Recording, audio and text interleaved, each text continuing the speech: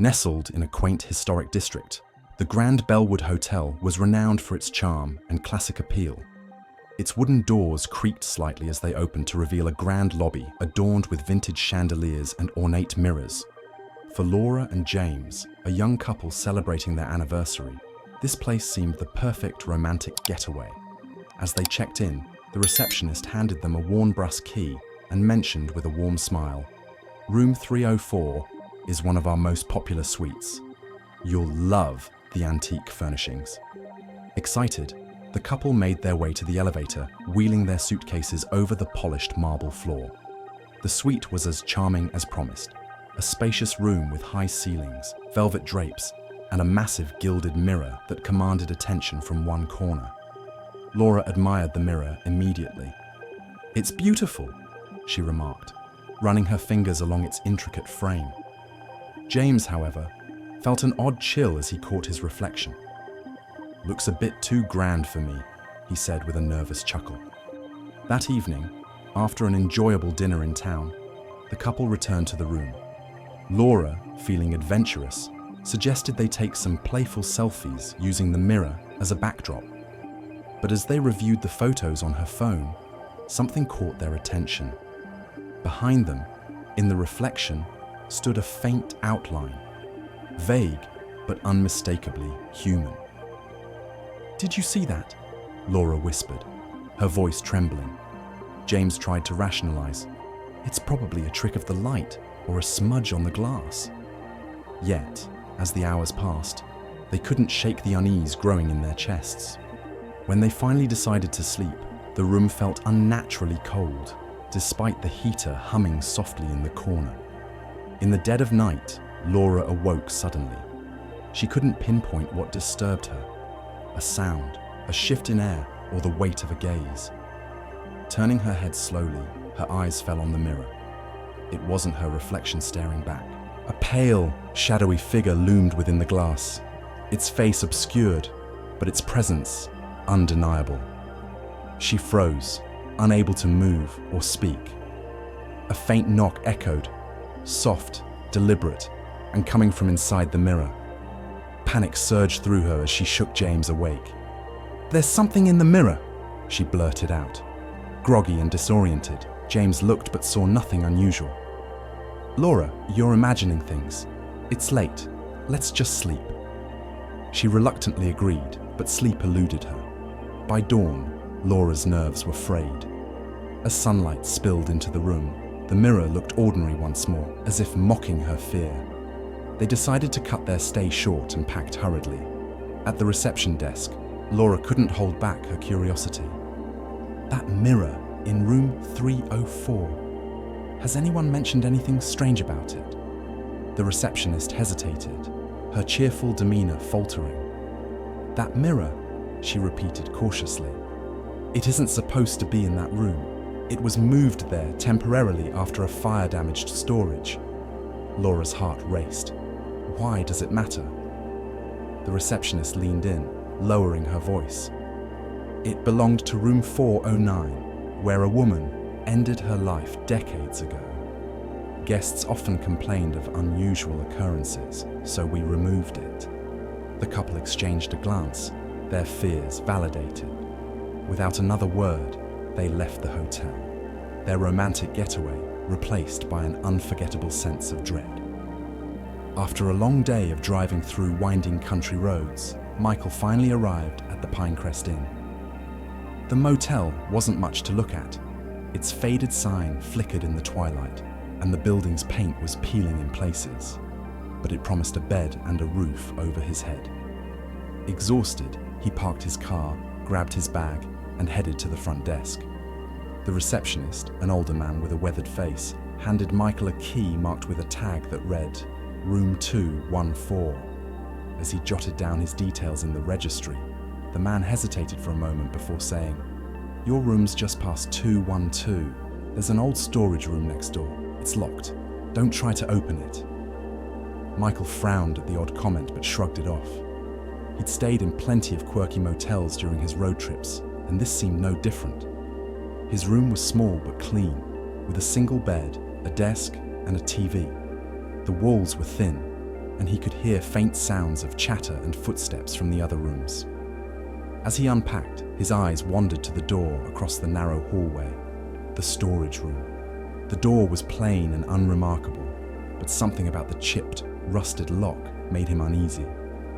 That night, as Michael tried to fall asleep, he heard it for the first time. The faint sound of footsteps. They weren't coming from the hallway or the room above, but from the other side of the locked door. He brushed it off as his imagination, or perhaps the sound of the building settling. But the noises grew louder. By midnight, he was wide awake, staring at the ceiling. Footsteps turned into muffled thuds, followed by the faint scraping of something heavy being dragged. He got up, pressed his ear to the wall, and listened. There it was again, a low, guttural moan, like someone struggling to breathe. His chest tightened. Maybe someone's inside, he thought. Mustering his courage, he opened his door and stepped into the hallway. The air felt colder out here, almost damp. He approached the storage room and, against the receptionist's warning, turned the doorknob. It didn't budge. As he peered through the keyhole, expecting to see darkness, his heart stopped. The room beyond was faintly lit, and in the center stood a figure, unmoving. Its back was to him, but the figure swayed slightly, as if balancing on its toes. Michael stumbled back, his breath quickening, and hurried into his room, locking the door behind him. For the rest of the night, the sounds continued, now louder, more deliberate. He could hear scratching, as though nails were being dragged across the other side of the wall. By morning, Michael was pale and shaken. He packed his bag in record time and hurried to the front desk. The receptionist barely looked up as Michael demanded answers. "What's with that room?" Michael asked, voice shaking. The receptionist sighed, clearly reluctant to answer. "You looked, didn't you?" Michael nodded. "That room's been sealed for years," the man explained. "Back in the 90s, a guest was murdered there. His body wasn't found for days. By the time we did, the smell had spread and, well, people say he never really left." Michael felt a chill run down his spine. "But I saw someone in there last night." The old man's expression darkened. "What did you see through the keyhole?" Michael hesitated. A figure, swaying. The receptionist shook his head. "There's no light in that room, and the keyhole is painted over. What you saw wasn't real." Michael didn't stick around to argue. As he drove away, he glanced at the motel in his rearview mirror, the locked door still haunting his thoughts. During a budget-friendly cross-country trip, 4 college friends, Emma, Rachel, Mike, and Sam, found themselves at a rundown hotel in a small, forgotten town. The Sunset Ridge Inn was far from luxurious, with its flickering neon sign and cracked asphalt parking lot, but it fit their limited budget. The group checked into room 108, a cramped but functional space with 2 double beds and a small table. A single landline phone sat on the nightstand, coated in a layer of dust that hinted at its disuse. "Vintage vibes," Mike joked as they tossed their bags onto the beds. The night started uneventfully. They spent a couple of hours playing cards and scrolling through their phones before exhaustion set in. By midnight, the room was dark, and the only sound was the low hum of the air conditioner. At 2:13 a.m., the phone rang. Emma, startled awake, reached for it instinctively. "Hello," she muttered, her voice groggy. Silence. "Hello?" she repeated, but there was no response, just a faint static hum. She hung up, assuming it was a wrong number, and crawled back into bed. The phone rang again at 2:27 a.m. This time, Mike answered. "Who the hell is this?" He barked into the receiver. Again, nothing but static. Frustrated, he slammed the phone down. "Probably some prank," he grumbled, rolling over to sleep. But the calls didn't stop. At irregular intervals, the phone rang, each time with no voice on the other end. The group grew increasingly agitated. By 3 a.m., everyone was wide awake, sitting in a tense circle around the table. "That's it," Sam said, unplugging the phone from the wall. "Let's see it ring now." For a moment, they laughed nervously, relieved that the problem was solved, but the tension returned when the phone rang again, loud and shrill, despite being disconnected. Fear gripped the room.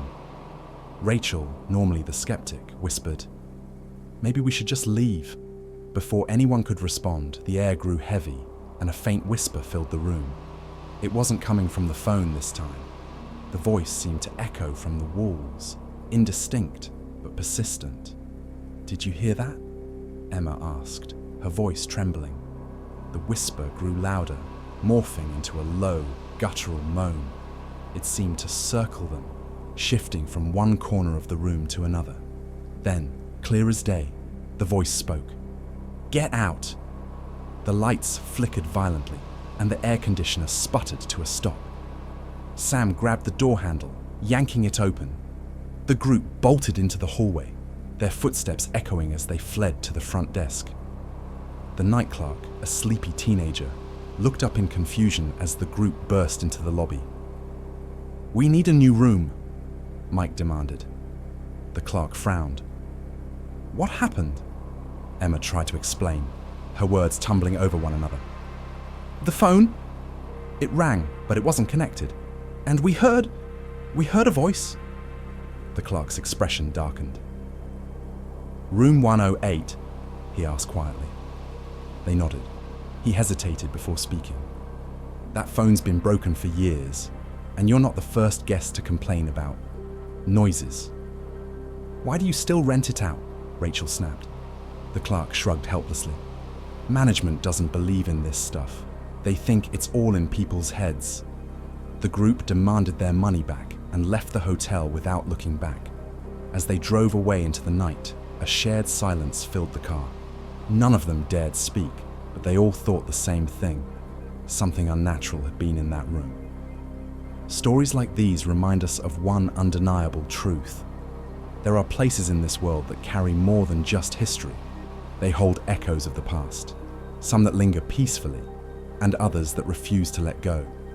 The idea of spending a night in a hotel, a temporary space shared by countless strangers over the years, takes on a new weight when you consider what might have happened in those very rooms. The mirror that reflected more than it should, the locked room with its haunting secrets, and the voice that broke the silence of the night.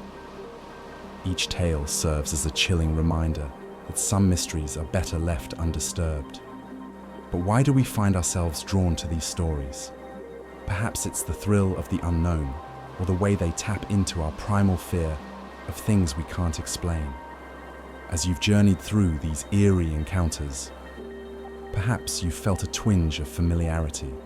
Maybe you've stayed in a room where the air felt too cold, the quiet too heavy, or where shadows seemed to move just out of sight.